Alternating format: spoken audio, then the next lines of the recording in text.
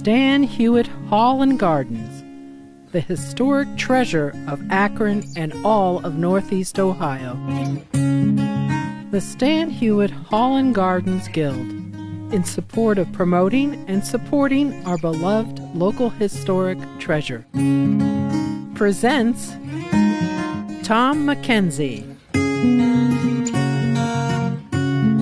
Tour Services Manager at Stan Hewitt Hall and Gardens, speaking about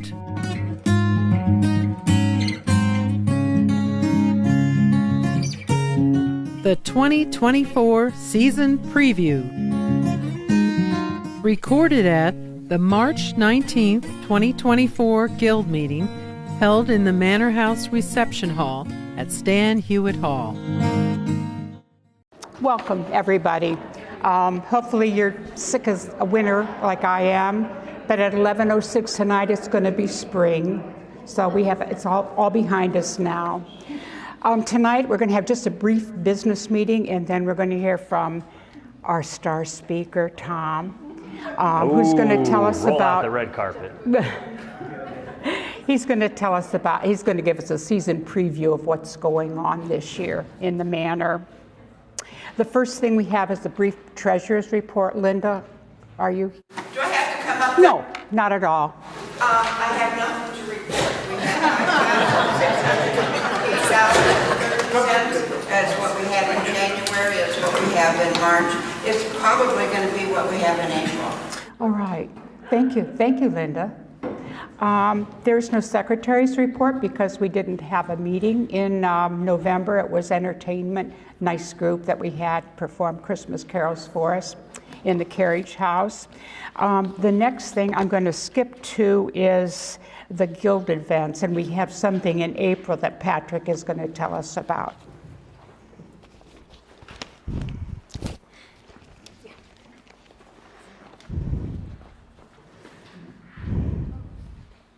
Okay, so we've set up a trip on Monday, April the 29th. There's some flyers around. We'll be touring ICA, and if you're not familiar with that, ICA does some restoration work for us. I don't know if they have anything presently. Not currently. Not currently, but they're actually in a new location. So the tour starts at 10, and afterwards we're going to go to Gallucci's on Euclid Avenue. I'd go for Gallucci's. People know Gallucci's, yeah.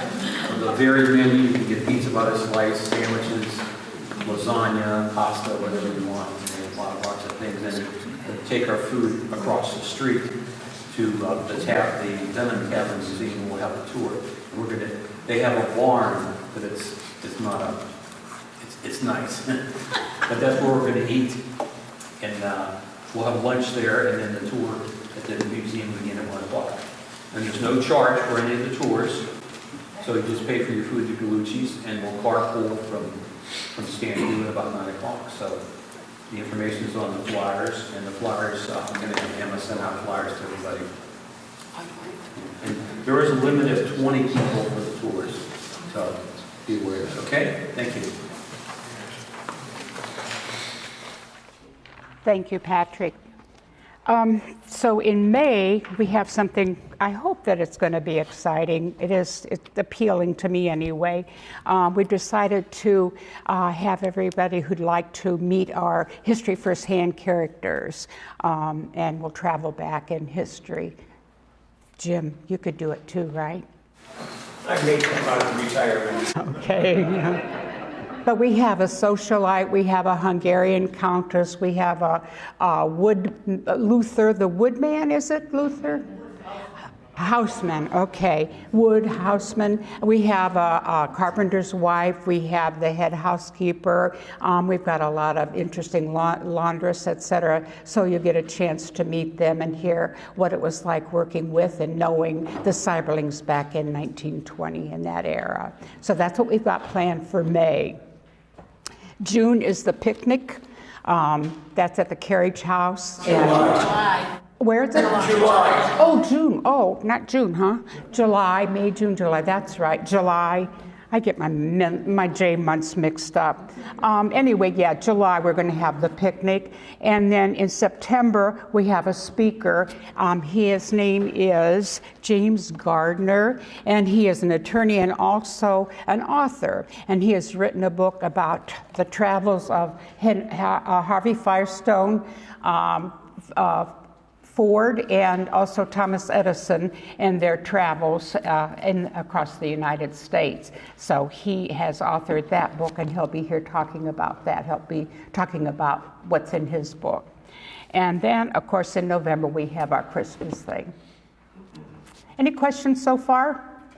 All right, now the good stuff. Tom's going to present. He's giving us the season preview.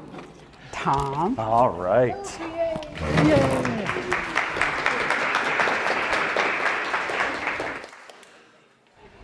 Hello, everybody. How are we all doing this evening? Good. Can everybody hear me all right? All right. Well, welcome back, everyone. I see a lot of familiar faces in the crowd, and I also see some new ones. For those of you who don't know me, my name is Tom McKenzie, and I'm the Tour Services Manager. So you will find me upstairs in the Manor House working with this rowdy bunch on daily museum operations. Welcome everybody to our March Gilde preview meeting. Sorry you're stuck with me for the next 30 to 40 minutes, but I promise, I'm just joking. I promise I will keep it brief and interesting. Uh-oh. No. All right. Welcome back. We missed you. Have you missed us? That's the question of the hour. Yeah. Yes, missed us, have you? So welcome to the 2024 season preview. Hope everybody has been doing well during the off season, enjoying the downtime, especially after a busy 2023 and a crazy Deck the Hall. Hopefully you stayed out of trouble. I'm looking at you, Diane. I know better here. I was out of trouble Oh, good. the whole time. It's a miracle. Anyways, we've missed you all. Hope you've missed us. I'm sure most of you have not missed me bombarding your inbox with email after email, giving you guys a bit of a break. Well, guess what? That's all about to change in the coming weeks. Look out, here we go. We're gonna be jumping into 2024 here in just a minute. But before we do that, I just wanna recap with everything that's been going on around the estate, especially the Manor House, this past winter. All right. So of course, first and foremost, we have winter cleaning. So quite a few of you in this room have helped us out. That is a painstaking process going through the Manor House, inside and out, upside and down, room to room, floor by floor for a course of 6 weeks. We really couldn't do it without you, so thank you, thank you, thank you. It's a labor of love. The staff, the volunteers, we all truly appreciate it. So just a token of appreciation before we jump any further into this. Who's ready to sign up for next year? Okay, we have some takers, awesome. Because you know Barb Welch is probably already working on that sign-up sheet. Coinciding with our winter cleaning, we had a partnership with Litchfield 7th grade students. We hosted a group of 24 students over the course of 6 weeks. We had a group of 12 come out to Stan Hewitt for weeks 1 through 3. And they were working directly with curatorial staff and volunteers, some of you in this room, learning more about nonprofit work and how Stan Hewitt the curatorial department supports Stan Hewitt's mission. We did a deep dive and had the students assist with winter cleaning, learning hands-on techniques on how to properly handle and care for historic objects and artifacts. So like I said, we did that over the course of 6 weeks. It was well received by the students. They actually learned quite a bit. Some of them did not want to go back to school after their shift was over, and they were looking forward to the following Tuesday when they could come back. So I see a few of you in this room, so thank you for making this experience for them very meaningful. We truly appreciate it. Not 2 weeks ago now, so Litchfield collaboration. Let's go now back to March 6th. Stan Hewitt hosted Akron in Action, and this was a citywide event. This was part of the Ford Next Generation Learning Community Experience.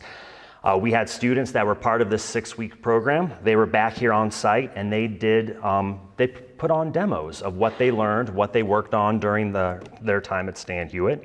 We had demos set up in the library, the dining room, and the breakfast room.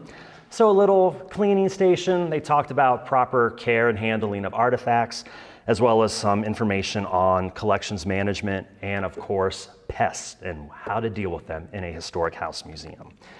In addition to these 3 demos that were staged, we also had a mock nonprofit job fair set up in the music room. For those of you who remember, last April of 23, we did a mock interview throughout the Manor House and the estate that day, just so the students could learn more about employment opportunities within the nonprofit sector. Again, well received, the students had a great time, but more importantly, they were doing these demos and they were presenting to educators from around the country. These educators were invited to Akron to observe Akron Public Schools' Essential Experience program with community partners. Stan Hewitt was very fortunate. We were one of the sites chosen to do some demos that day. And it is the hope that these the teachers have a meaningful experience and they take what they learned and observed here, not only at Stan Hewitt, but with the other community partners that they visited during their time in Akron. Take these concepts back to their school districts and hopefully incorporate something similar to that into their curriculum. So the city of Akron leading by opportunity. Great opportunity not only for Stan Hewitt, but of course the city. And so kudos again to you folks in this room who helped out with this program. We really do appreciate it. Now, moving along to projects. So let's talk digitization and technology. So late summer, early fall of 2023, the curatorial team applied for a grant through the Ohio Local History Alliance to fund this project. Project started in the fall of 23 and will be completed of June of this year. Project was spearheaded by our collections team members, Chloe Wingard and Barb Welch, along with help from one of our winter interns.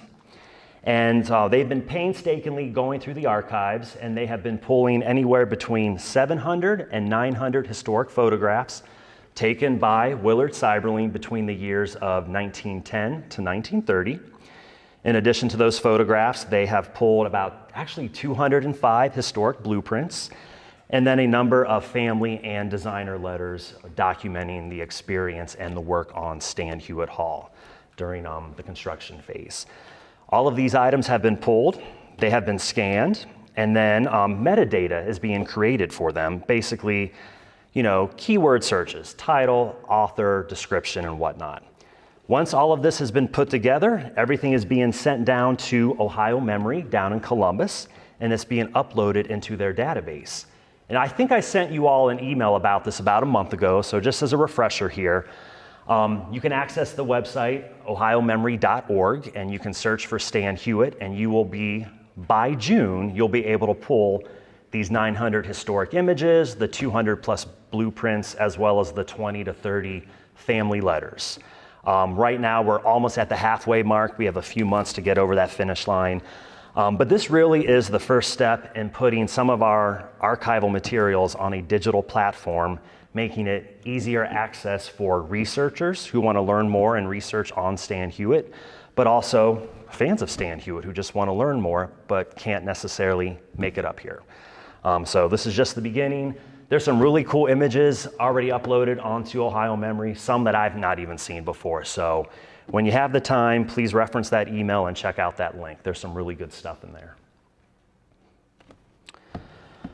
Moving right along, our lighting project. You might have heard about this, maybe you haven't. So I'm going to bring you up to speed. So the collections team has partnered with Holos Lighting, formerly Helper Lighting Studios. You might remember Helper Lighting helped us with the restoration of the Great Hall chandelier a year ago this time.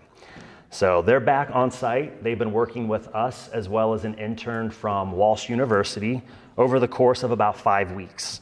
The project includes an in-depth assessment with new and/or updated condition reports for all of our permanent lighting fixtures inside the Manor House.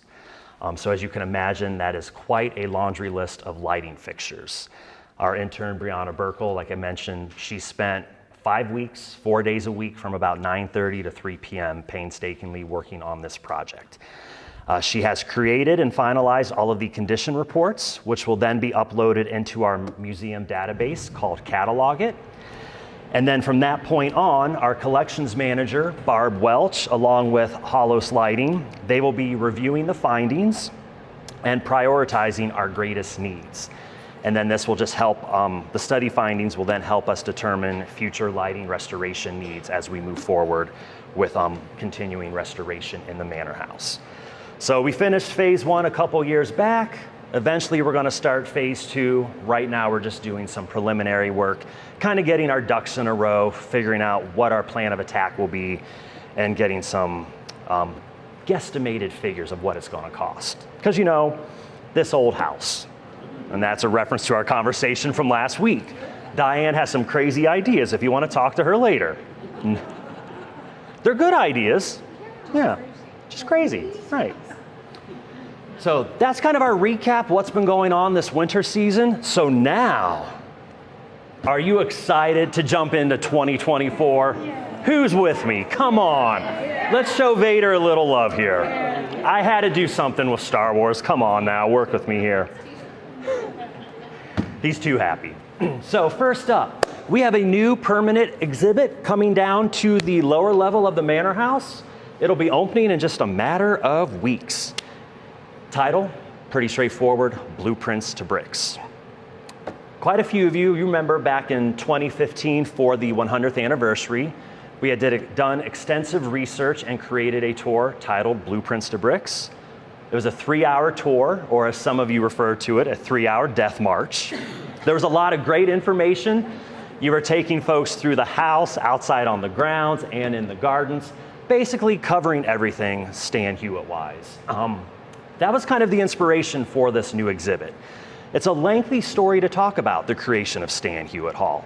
It's something that we can't necessarily pack into a guided manor tour, otherwise you're going to be here for half a day. Turn that off, my bad. Can't be perfect all the time. So, what better way to showcase this information than create a new exhibit dedicated to it? So that's exactly what our curatorial team has been working on for the past 6 to 9 months now. We go back in time, it's 1910. The Cyberlines, they're living on East Market Street in downtown Akron. Family's expanding, it's getting pretty tight in that house. We need more space, right? F.A. and Gertrude started that conversation, but it wasn't until about 1910 or 1911 when they started searching for the land. Came out this way. This was the country. This wasn't even within the city limits of Akron. This was Portage Township. There was nothing but farms out here.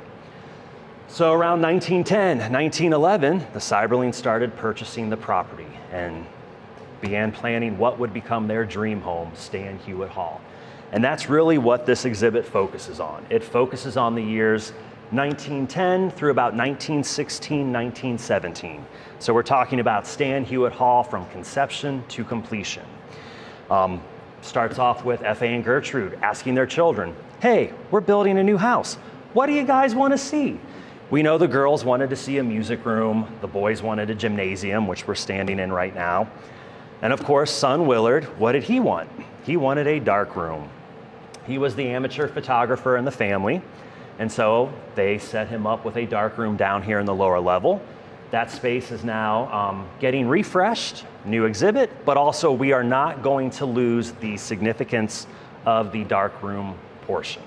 That's my next slide. I just wanted to throw that out there right now. Don't worry, we're keeping it all. We're giving you all, everything that you want.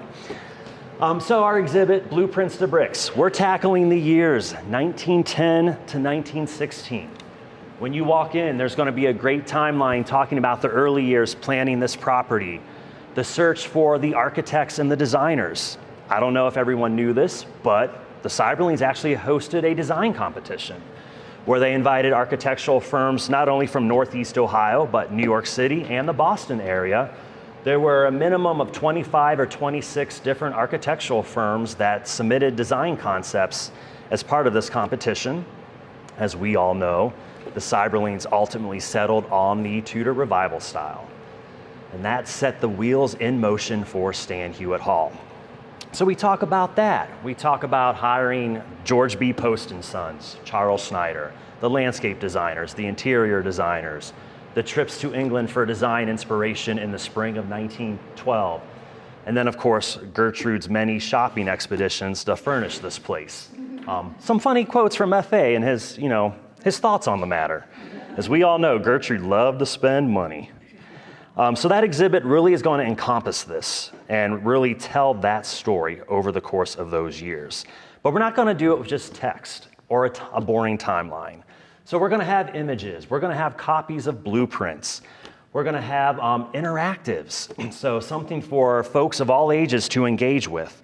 We are going to have 2 computer monitors down there where you can actually access some of the original blueprints, zoom in, zoom out, kind of see the detail and the scope of work that went into planning Stan Hewitt Hall. We're also going to, what I think is really cool, we're also going to showcase some of the earlier architectural renderings for the Manor House. As we know, there are 1,100 documented blueprints in the archives that Schneider came up with. One of my favorite renderings is of the West Terrace, where you would have in the northwest and southwest corners, you have the tea houses. And it looks really cool. So we're going to be showcasing some of that as well. And then again, there's going to be some trivia, some fun facts, basically something for everyone. The exhibit is slated to open on Tuesday, April 2nd. There might be a few finishing touches coming in the coming days or weeks, but it'll be 98 to 99% ready to go when we open on April 2nd. It's also open to everyone, whether they took a guided tour, self-guided tour, grounds only. We do allow, folks coming into the lower level to check out the Cyberling Legacy exhibit. They can also check out the darkroom exhibit. I think that's all I went way off script and started giving you a tour, my bad. I would never do that. Oh, I jumped ahead. Darkroom. So I told you, we're not losing that space because it is significant. So in the back, behind Blueprints to Bricks, we have the darkroom. This space has sort of been a good 3 years in the making almost. It all started with a steam pipe bursting in late 2020. So that set the wheels in motion to give this space some much needed love as well. Steam pipe burst, we removed all of the historic contents out of the room. Everything was salvaged, conserved, and in great condition. We can bring back out, so no worries there. And then after that, the waterlogged carpet was removed, mold remediated. And then when we removed the carpet, oh, hey, what's underneath there? Asbestos tile. So that all had to come out as well.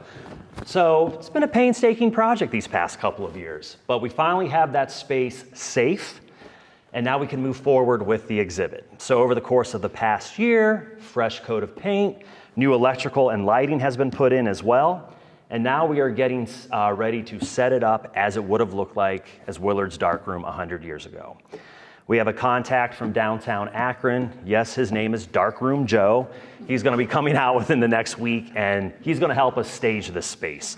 He's an expert in vintage equipment or camera equipment, not so much with us. So we're going to have it set up to what it most likely would have looked like when Willard was down there developing photos, try to be as authentic and historically accurate as possible.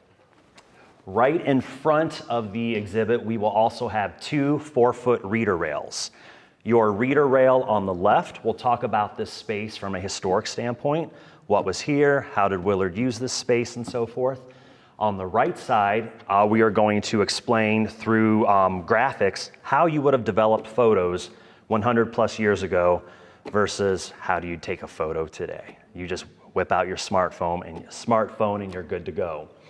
We will also have a copy of one of Willard's glass plate negatives mounted on there as well, so you'll get to see that up close. So we're going to talk about, glass plate negatives to film to digital. So kind of doing the then versus now comparison. So with the darkroom exhibit itself, that'll also be a nice enhancement to the Nooks and Crannies tour. Because let's face it, been a little lackluster in the past.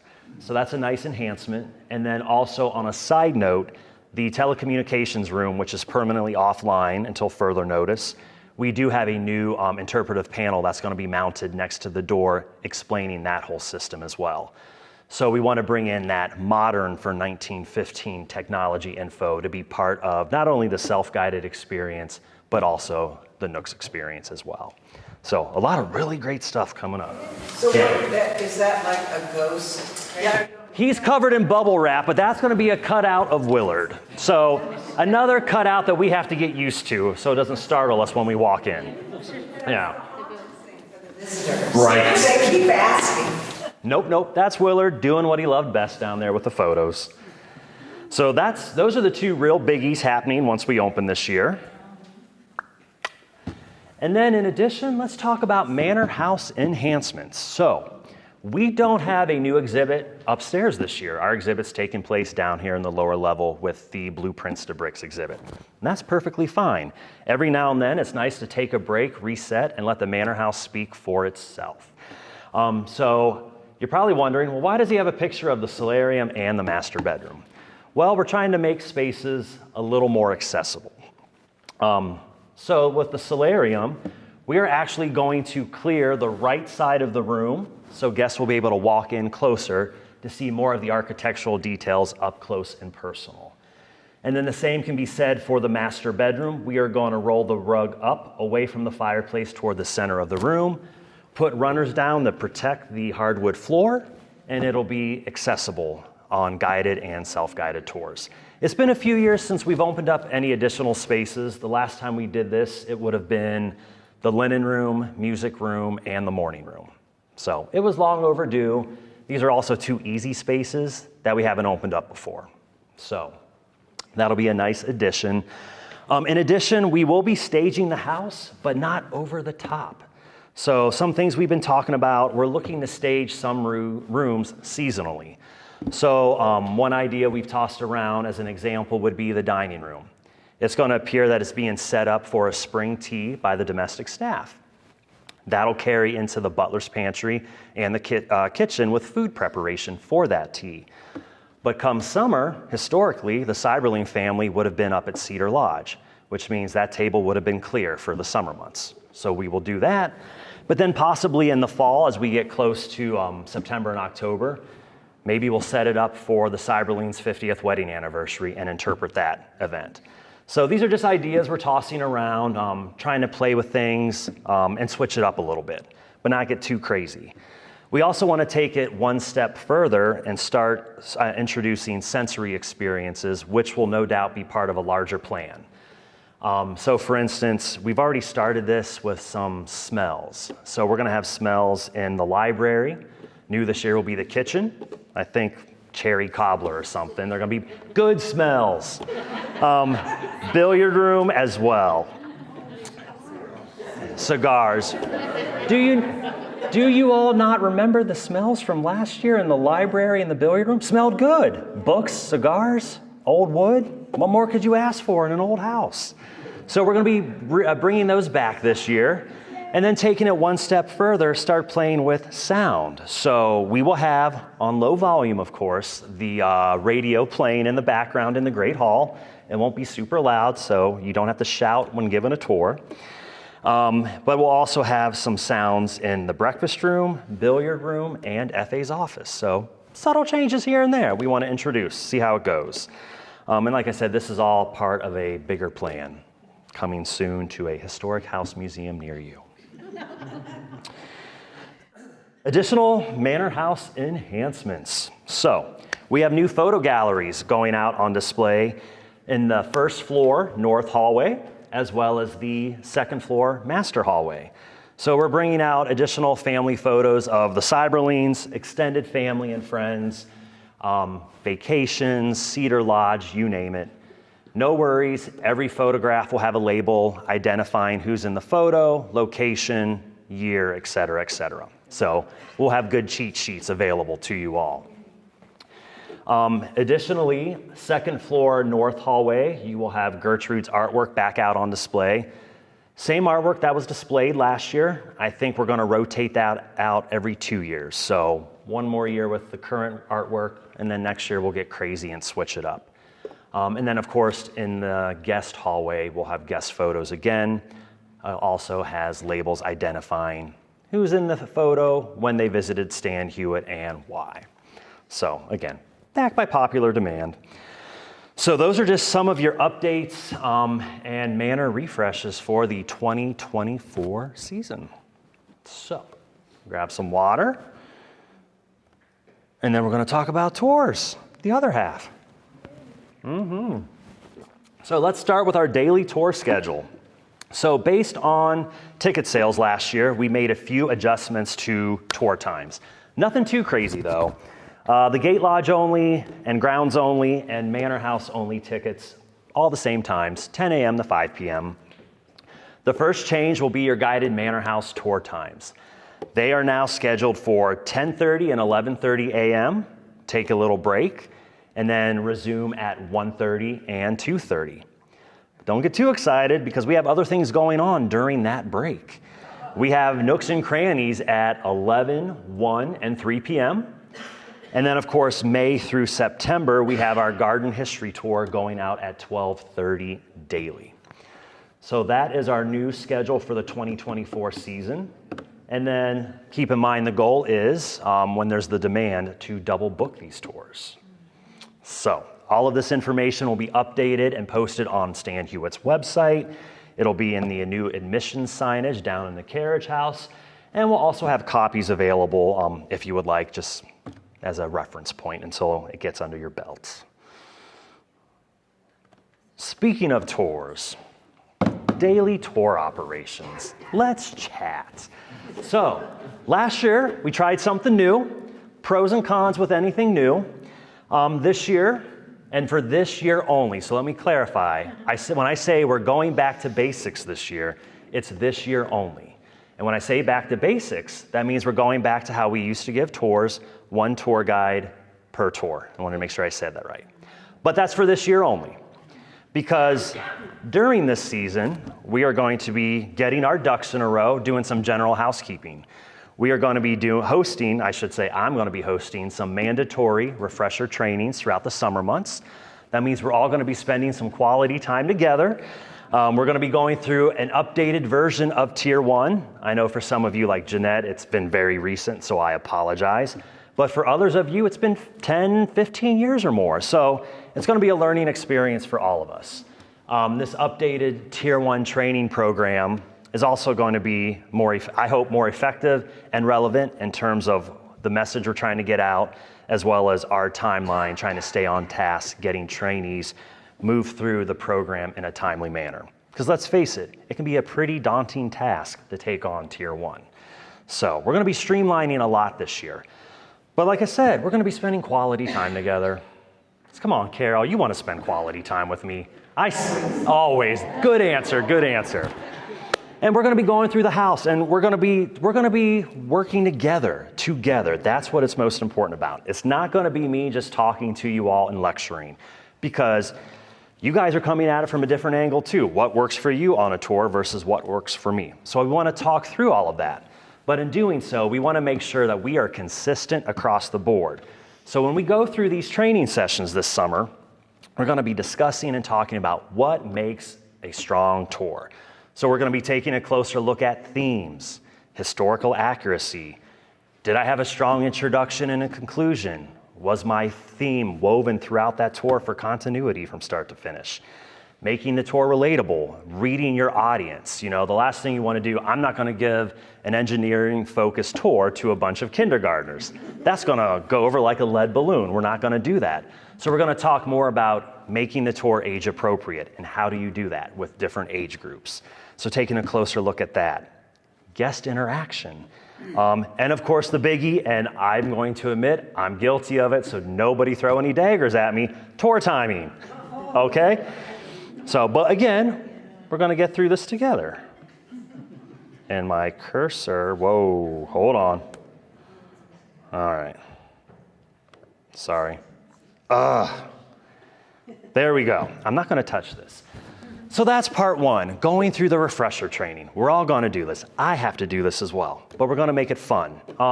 I don't think I mentioned, we're also going to be distributing updated training materials. So you will have the latest and the greatest as it pertains to the Cyberling family and Stan Hewitt Hall. Sound good? All right.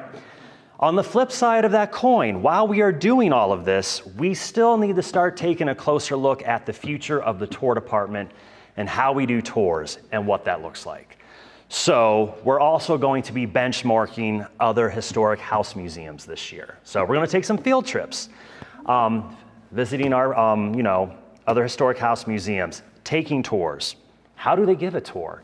Scheduling meetings with their museum services division, specifically tour services, to talk to the people, what did you implement? What is your reasoning why? What worked well? What didn't work well?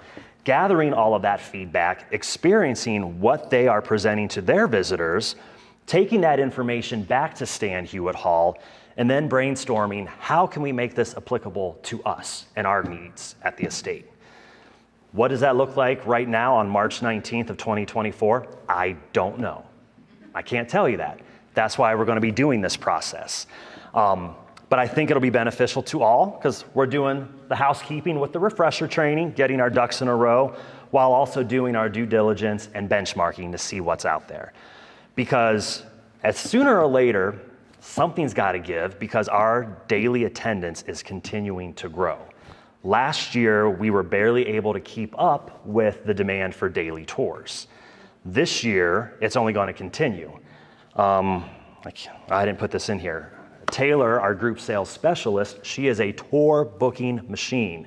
As of March 14th of last week, her group sales bookings to date, over 2,500 people are coming through the Manor House between April 1 and November, right before Deck the Hall. And it's only March. That number is only going to continue to grow, especially as we market groups, market general tours, and of course, Taylor is going out to our group sales showcases like Heartland Travel Showcase and the American Bus Association. It's a great problem to have. How do we tackle it? Yes, we still need to recruit. We need more volunteers. We need more staff. But it's also getting to the point like, hey, if we have like 300 plus people coming in through the day for a tour, and that doesn't include any group tours or double bookings, yikes. So we got a lot of homework for us this year. And hopefully everybody, myself included, we're going to come from a place of respect, honesty, and open-mindedness, and hopefully land on something that'll be beneficial for Stan Hewitt and for all of us. But like I said, I don't have that answer for you right now. We got a lot of work cut out for us, but hopefully we'll be that much better once we do decide something. So just continue being advocates and cheerleaders and being very supportive. Do know that we cherish and respect you, we listen to you, and we're going to try our best to give it our best effort and make the best out of this situation. The force is strong with us. Come on, come on. Phyllis is like, oh, brother, here we go. And that's all I got for you for right now. Stay tuned. Other than that, as we get to the tail end of this presentation, not bad at all on timing. I know. I forgot. I lost track of time. This is our public programs event schedule for 2024. This highlights all of the major events, or as I like to call them, the legacy events. It doesn't include some of the smaller events like plant sale and whatnot. But you'll notice we kick off preseason on Saturday, March 30th with the annual Easter egg hunt. Pray for decent weather that day. Opening day, April 2nd, and then that following Monday, the eclipse. Here we go. And then we have the rundown, Vintage Days, Mother's Day, Founders Day, and so forth. So you know where to find this information. If you have questions, you know where to find me. And then, of course, Deck the Hall, November 29th. Not that far away. Yes, Susie. I do not know what Akron's Cup is. So that's the vintage baseball. And so the Akron Cup every July. An event that we hosted last year, Antiques Roadshow. So our premier dates are coming up, April 29th, May 6th, and May 13th from 8 to 9 p.m. on PBS. So set your DVR, stream, or whatever it is that you do So it'll be pretty cool to see Stan Hewitt on TV. I'm excited for it. It's also hard to believe that was almost a year ago. Whew, time flies. Additional events, members only hours. So some of you might remember this from last season. We had select mornings and evenings where we were open exclusively for members only. So it's back by popular demand this year. You will notice that we have 4 evening sessions and thankfully only 1 morning session this year. So I'm happy about this. The grounds and the house will be open for self-guided tours only. We will have special mini behind-the-scenes tours in the Manor House on select dates. So if you remember last year, we showed folks the silver safe, the organ chamber, boiler room, filter room, and then I think one point I was down in the cistern, yeah. And so a lot of folks really like that because some of those areas you don't get up close to on a tour. So Chloe and I have had some preliminary discussions to identify some behind-the-scenes tours for this year. So stay tuned, more information to come. But yeah, that's our lineup for this year as a nice little incentive and a way to say thank you for all of our members. Tom, what was the 3rd date for the Antiques Roadshow? May 29, May 6th, May 13th. Yep. They're all Mondays. All Mondays. All right. Moving right along to education. So we have some education volunteers in the room too, which is super awesome. So for 2024, the education department will be hosting a variety of workshops and classes geared toward adults, families, scouts, and kids. That could be yoga in the garden, which I believe kicks off in late May. Cyberling strollers, adventure club. We have some bird walks, geology, photography and nature walks, and so forth.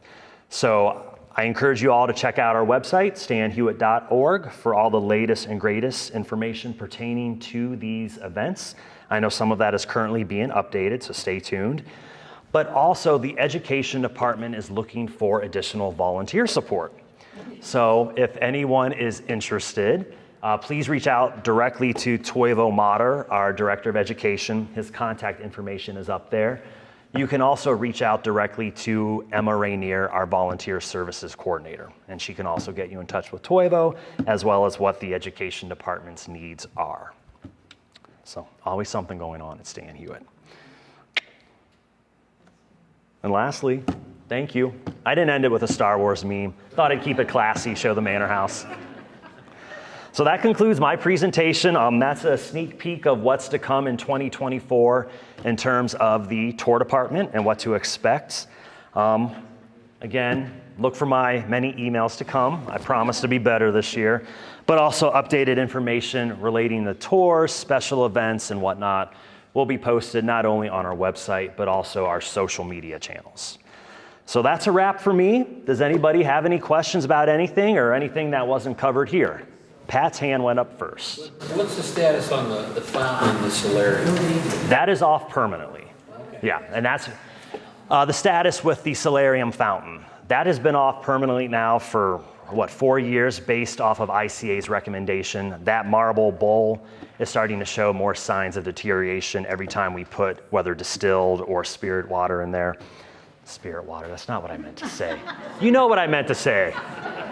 Magic water, distilled water. So now we're just treating it like a work of art, similar to what we're doing with the West Porch fountain. So, yes, dear. When you said we are going to be going to other museums, who is we?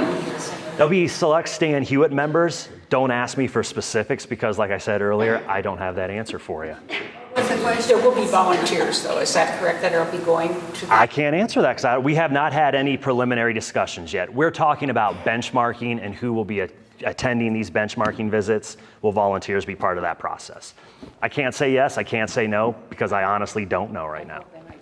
I hope they will, and I think they should be included. Your feedback will be shared.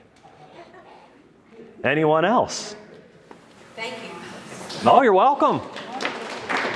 That wasn't too bad. We have one more thing to do, and Diane Kaufman is going to take over from here. All right. I'm sorry. That's okay.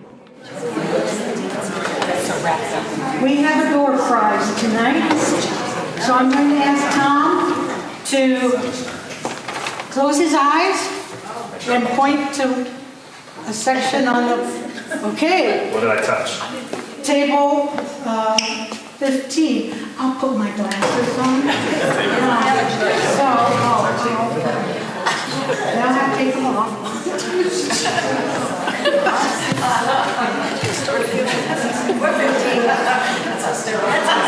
Lily, your table's closed, so all of you will stand, please. Now, see, this is where the tension just grows. All right? And Tom, What? if you'll come back and... If I don't draw the right number, all three of them are going to kill me. Oh, yeah, that's true. I'll do it anyways. Will you? Yeah, what am I doing? Okay, you're going to go to the top here now. Okay, thank you. And Millie. Now, before you come up to collect your door prize, did you bring a guest? I can bring a guest. Did you bring a guest? No. No. So you don't have your door prize doubled. So from now on, you bring a guest, you get a double door prize. Ooh. But next month, if you bring a guest, we'll grandfather your doubleness in. It's a game. So please, come on up. I remember, next month, when you bring a guest, you're going to have a double door prize. Oh, the excitement of it all. I'm here to tell you this is The so wrapping new. is lovely. Does the guest? Oh, actually, it's very nice. What is it? I was kind of afraid of I didn't get it out. Oh, Raspberry and lime. oh, yes, Diane, The guest is nice. a non-volunteer.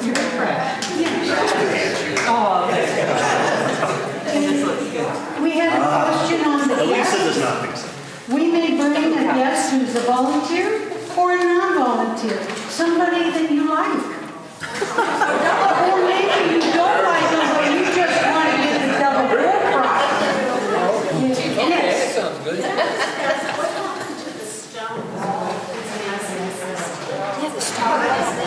You want that? You take it. Yeah. All right. So I think we'll go back to Phyllis. Phyllis, back to you. Are there any more comments or questions or Well, they ask about the stone wall. What? Out front. It's being repaired. What is the? The stone wall. Do you want to answer the latest with the stone wall? Yes, so the stone wall is, currently they're working on the stonework portion of the wall, and obviously it's weather permitting, so thank goodness Ohio decided to go back to winter. Next phase will be the arm, the electric arm that goes up and down that prevents people. All of the electrical wiring has to be redone because it was literally pulled out when it was hit, so that has to be replaced and the arm will be replaced. And then finally the flat gates will be repaired. The post is not standing upright, it's standing a little like this. So the anticipated date is April 1st to the 8th for that to all get completed, so if the weather cooperates with us. Is someone paying for this other than Stan Hewitt, like insurance So of the person? a car hit it. A car hit during Jack the Hall. Our insurance is going through the process to manage that on the side with the people, so we only had to pay our deductible is where we're at right now, but the insurance has to deal with the rest of it. But if you're having to pay it, your insurance will go up. That's the concern. Yeah. So, but trust me, it was not a cheap fix, or we would have just said, hey, you know, don't worry about it, we'll deal with it. But the wall, if you can imagine, the wall alone to repair is a lot of money. So, and of course, Zach is so wonderful at what he does, but you know, there aren't many Zachs around to bring in to do that work. So. any more questions or comments? No?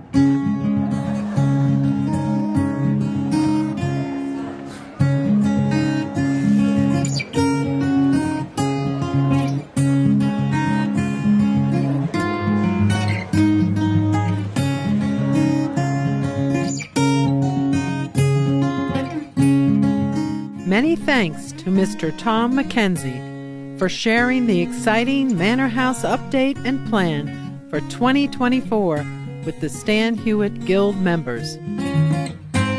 The Stan Hewitt Guild and Stan Hewitt Hall and Gardens, partners in volunteer service to benefit beautiful and historic Stan Hewitt Hall and Gardens.